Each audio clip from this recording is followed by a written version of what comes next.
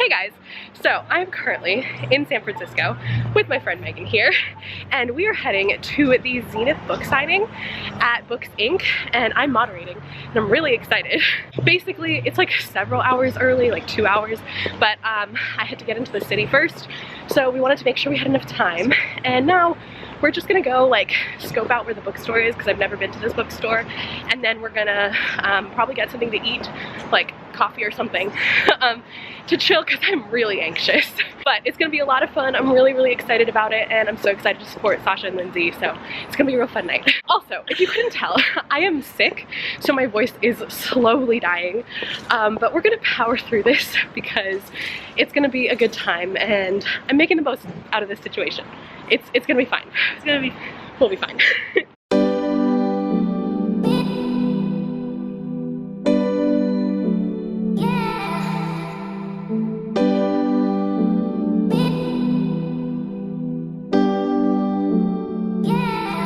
So we're here at the bookstore, not inside of it. We're outside right now because it's really hot. It's like cold outside, but we just walked like a lot of blocks, and now we're both kind of sweaty. TMI. It's known to be cold, but we need it. Yeah, it's like 5:30. The event starts at 7. I have to be here by like 6:30, but of course, being myself, I am always too early for everything, so we're here way earlier than we need to be. But it's fine because that helps alleviate some of my stress, and I also want to like run through my questions again and make sure I'm more prepared and everything, so it makes me feel a bit better. But yeah, so we're just chilling here, and then we are going to head into the bookstore and look around a bit around the time that we have to be there, and I'll check in with you when the event like actually starts, or when Sasha and Lindsay finally get here. So I'm really excited, but I'll see you guys later.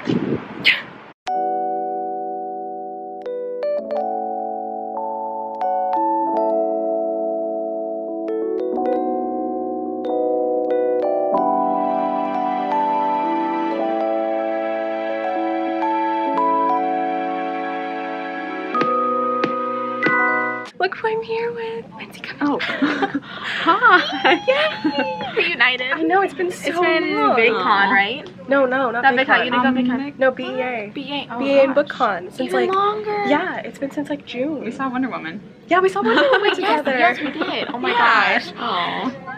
I know, I'm so excited. I'm so excited you're here. It's gonna be such a fun event. Oh my gosh, so much fun. She got the all-girl experience in high school, which I think would have been really cool to have.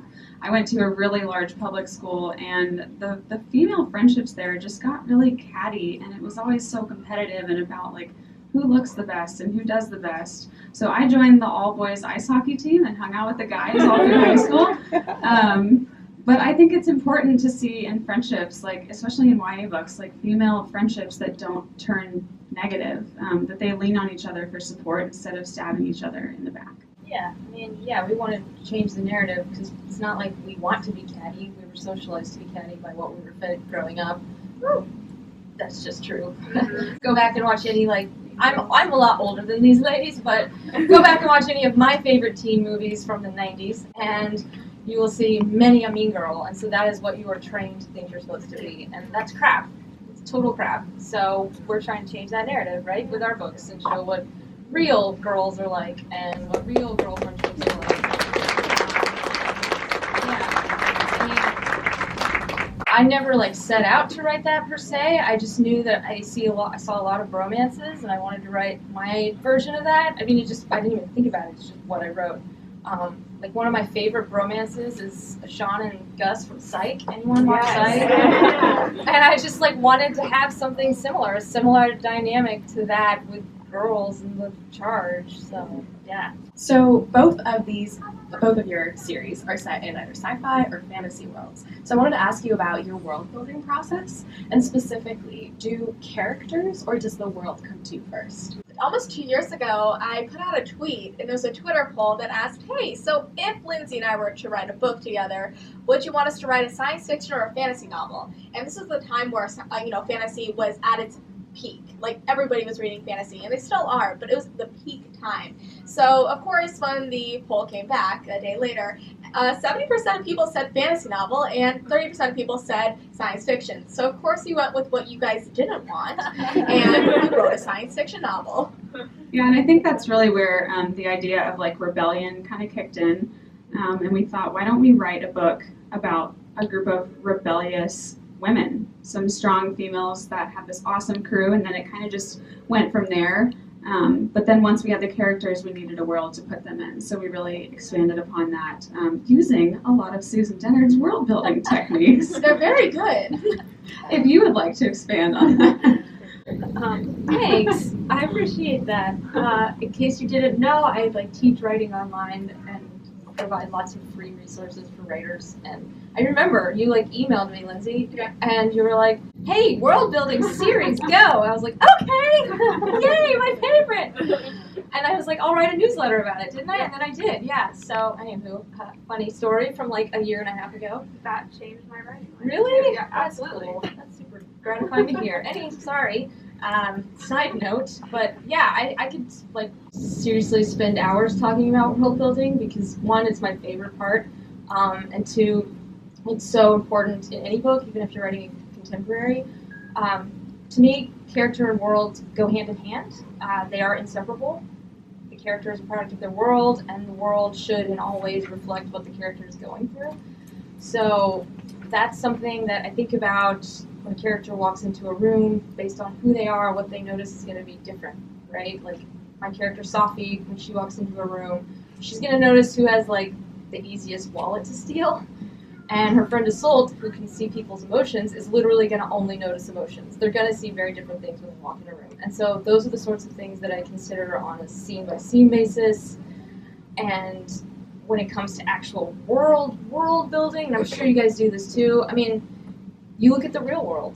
Yeah. You look at what's going on. I listen to NPR constantly, which I know is not cool, but it is cool, guys. Thank you.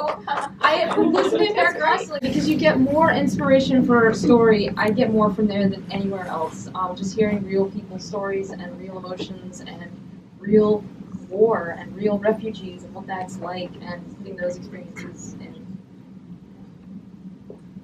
Yeah, NPR is cool. Thank you. I was wearing an NPR fan shirt today, so I feel like it's a list. You know how people do fan shirts? It's like Safi, Isolde, Merrick, and Adwin. Those are my characters. That's why I said them because I can remember them. But this is all the NPR reporters.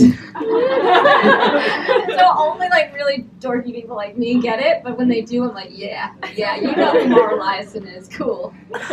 So this is a question for you guys specifically, and then I have a second part for it. But how has it been? What would you say is the best and most difficult part of being co-authors? And then for you, Lindsay, how has it been changing from being a solo author to then going and being a co-author? I'm gonna have Lindsay start off that. Well, first I will talk about Sasha, and then I'll talk about me. Then I'll go back. Comparing us to, I always say that Sasha is like a very energetic chihuahua, just bouncing off the walls. It's so true, and I don't even eat caffeine. And yet she drinks it all the time. Recipe for disaster. And I am like the calmer, older, like Saint Bernard that just wants to sleep all day. So I think when you put two minds like that together, it has a very interesting end product. But yeah, I think the most fun part, I'll say that first, is the plotting process, because Sasha and I wrote Zenith when we were sometimes in the same state, other times halfway across the country.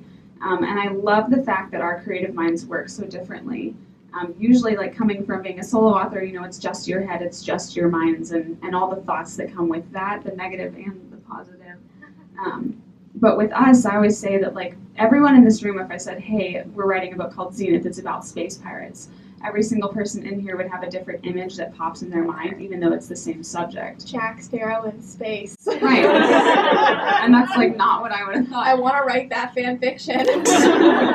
So badly. But what's cool about that is, like, we have total opposite ideas in creativity, and so it's really interesting to get these two different creative minds into a room and merge it together. Yeah. And something that I learned a lot with co-authoring is that this is my first full novel that I finished, and I got to write it with one of my best friends, which is amazing. But I was 18 when I first started writing Zenith with Lindsay, and I was in the middle of my freshman year of college, and I was going to school for writing, and I had a professor there that told me that don't waste your time on young adult fiction, write more realistically. And I'm like, but that is what I like to write about. Like, I don't want to write more realistically because this is realistic in my own sense of the word. So, I actually learned more from Lindsay than I ever did that professor because he was so negative about the genre that I was passionate about.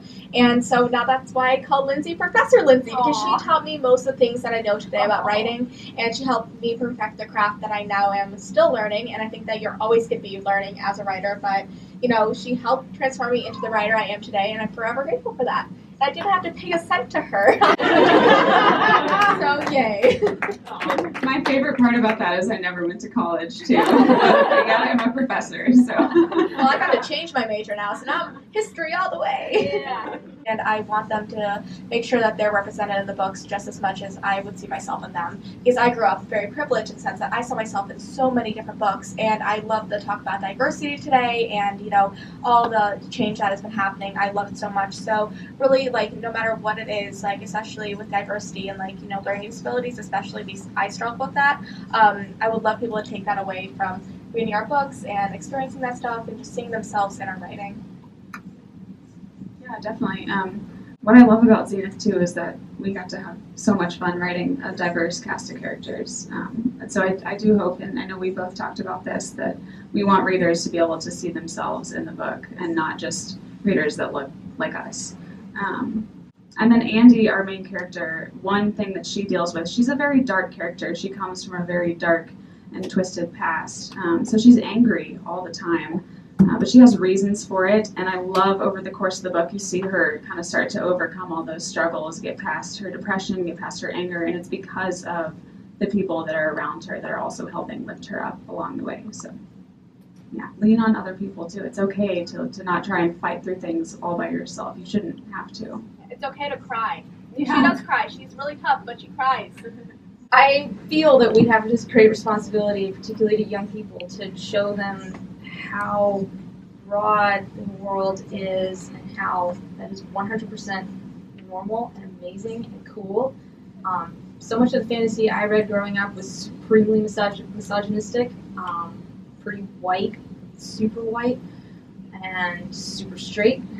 And yeah, we have the chance to change that. So that's our job.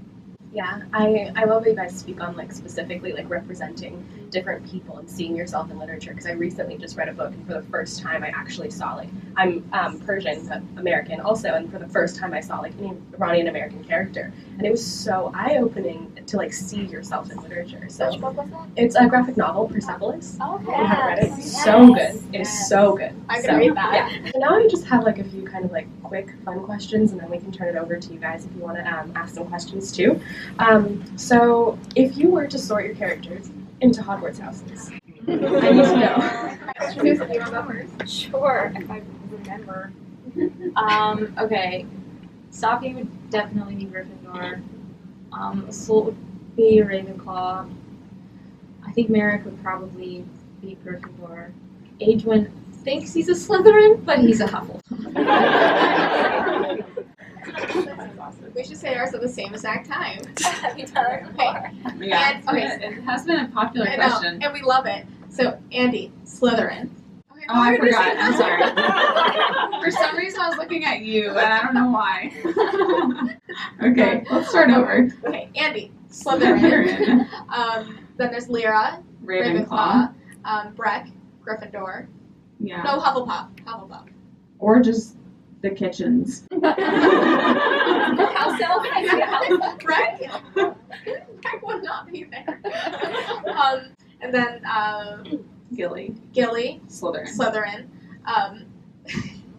I'm sorry, Dex would be a squib. No,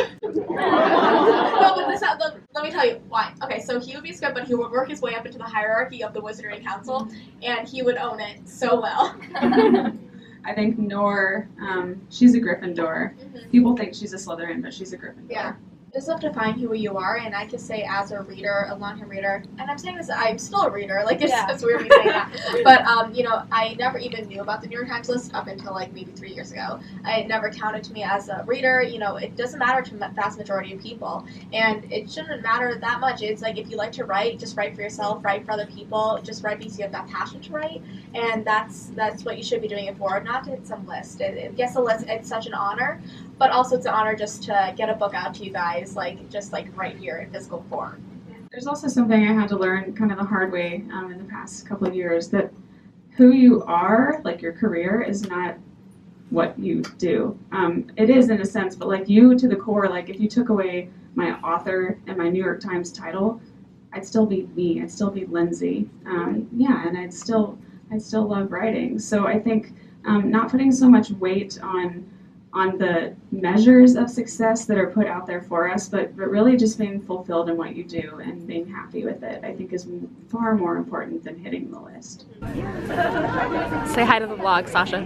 Hi. Do my bangs look ridiculous? No, they look good. Okay, good. You look good.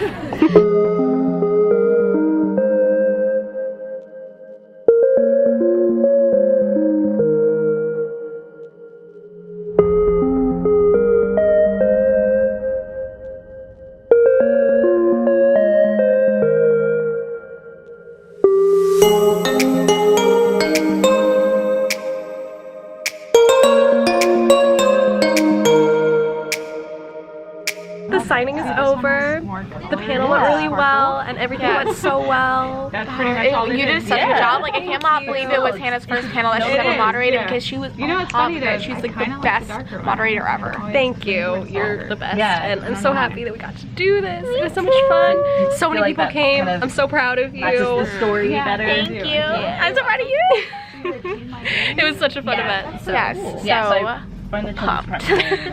Hey guys, so I'm finally back home. It has been a very, very long day. I know you guys only got to see like a snippet of it.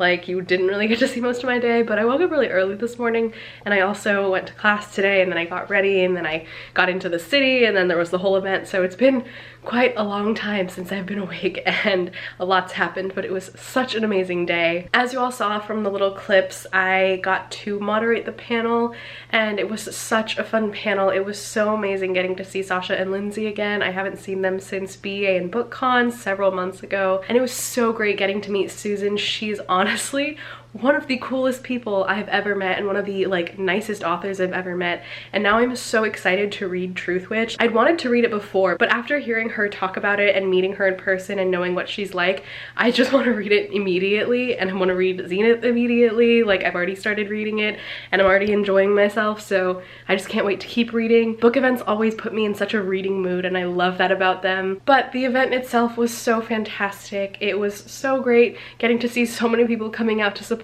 Sasha and Lindsay, and it was great getting to meet so many of you guys. So many people came up and said hi to me. I honestly didn't think that many people were gonna actually say hi to me or want to take a picture, but thank you so much to everyone who did. It meant the world to me, and it just makes all of this feel really real when sometimes it doesn't, and I really love that. So thank you all so much. It was just such a fantastic night because I got to spend it with friends, and I'd missed Sasha so much.